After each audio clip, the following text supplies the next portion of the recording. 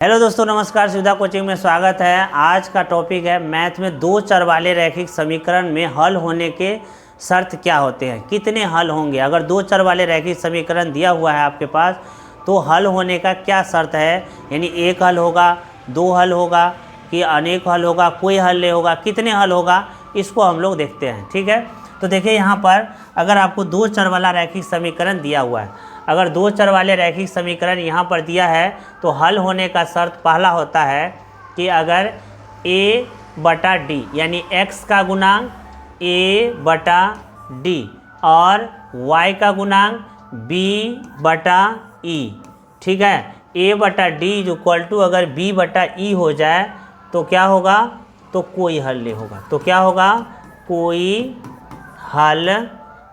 हल नहीं होगा, कोई हल नहीं होगा। ठीक है, अगर ऐसा होगा तो क्या होगा, कोई हल नहीं। a बटा डी इक्वल टू बी बटा ई हो जाए तो कोई हल नहीं होगा। ठीक है, और अगर कोई हल नहीं होगा तो जो युग्म है, ये युग्म हो जाएगा आपको असंगत। युग्म कैसा होगा, असंगत। और युग्म कैसा होगा, युग्म हो जाएगा विरोधी। कैसा होगा, युग्म हो जाएगा आपको विरोधी। युग्म हो जाएगा विरोधी और युग्म कैसा होगा, असंगत। ठीक है, और कोई हल नहीं होगा। तब अगर मान लीजिए कि ऐसा अगर रहता है a बटा D is equal not is equal to B बटा ई, अगर रहता है तब क्या होगा, तो होगा एक हल। तो क्या होगा, तो एक हल होगा। और एक हल को ही कहते हैं अद्वितीय हल।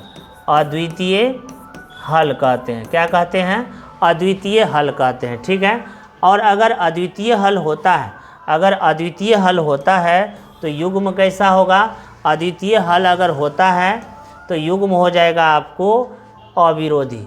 युग्म कैसा होगा, युग्म हो जाएगा आपको अविरोधी। युग्म हो जाएगा अविरोधी। और युग्म कैसा होगा, युग्म हो जाएगा आपको संगत।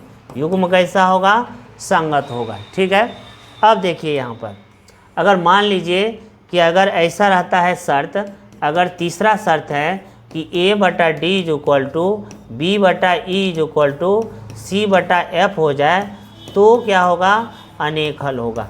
क्या होगा, अनेक या अनगिनत, अनंत हल होगा, अनंत हल होगा। और युग्म कैसा होगा, युग्म हो जाएगा आपको आश्रित। युग्म कैसा होगा, आश्रित होगा। और युग्म कैसा होगा, युग्म होगा आपको संगत। युग्म कैसा होगा, संगत। और युग्म कैसा होगा, आश्रित हो जाएगा। युग्म हो जाएगा संगत और क्या होगा, आश्रित हो जाएगा। ठीक है, आलेख से, कहाँ से, आलेख से अगर निकालना है तो पहला शर्त होता है हल होने का आलेख से कि अगर दोनों समीकरण का आलेख, समीकरण का आलेख, समीकरण का आलेख, समीकरण का आलेख, समीकरण का आलेख यदि प्रतिच्छेदी हो, यदि समीकरण का आलेख, यदि समीकरण का आलेख प्रति क्या हो, छेदी हो, प्रतिच्छेदी हो, प्रतिच्छेदी हो, या समीकरण का आलेख अगर क्या हो, प्रतिच्छेदी हो। मान लीजिए कि ये है ax plus B Y plus C और ये है D X plus E Y plus F बराबर 0। अगर ये प्रतिच्छेदी हो तो क्या होगा, एक हल होगा। कितना हल, एक हल होगा। कितना हल होगा, एक हल होगा। ठीक है, अगर मान लीजिए कि अगर समीकरण के यदि समीकरण का आलेख, समीकरण का आलेख आ गया आपको समांतर। समीकरण का आलेख कैसा हो जाएगा, समांतर। अगर समांतर हो तो कोई हल नहीं होगा। क्या होगा, कोई हल नहीं होगा, कोई हल नहीं होगा। ठीक है, कोई हल नहीं होगा। अगर समांतर आ जाए, समांतर आ जाए, ये हो जाएगा ax plus B Y plus C, ये हो जाएगा dx plus E Y plus F. अगर दोनों समांतर आ जाए तो क्या होगा, कोई हल नहीं होगा। समांतर आ जाए तो कोई हल नहीं होगा।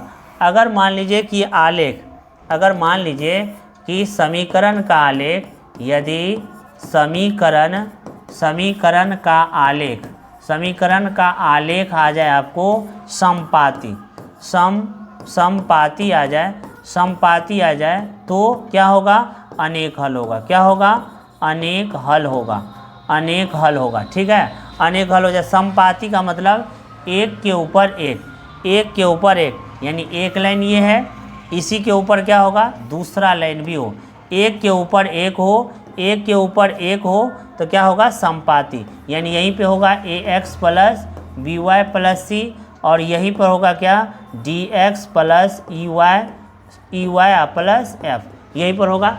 यानी दोनों अगर एक ही जगह हो तो क्या होगा, एक के ऊपर एक हो तो क्या होगा, समपाती होगा। सवाल है x प्लस 2y बराबर 4 और 3x प्लस 2y बराबर 9। ठीक है, अब इसको अगर हम हल निकालना है कि समीकरण का कितने हल है, दो चर वाले रैखिक समीकरण का कितने हल है, तो देखिए इसका x का गुणांक कुछ भी नहीं है तो 1, तो 1/3 ये हो जाएगा, 1/3 ये क्या होगा, 2/2, और ये क्या होगा, 4/9।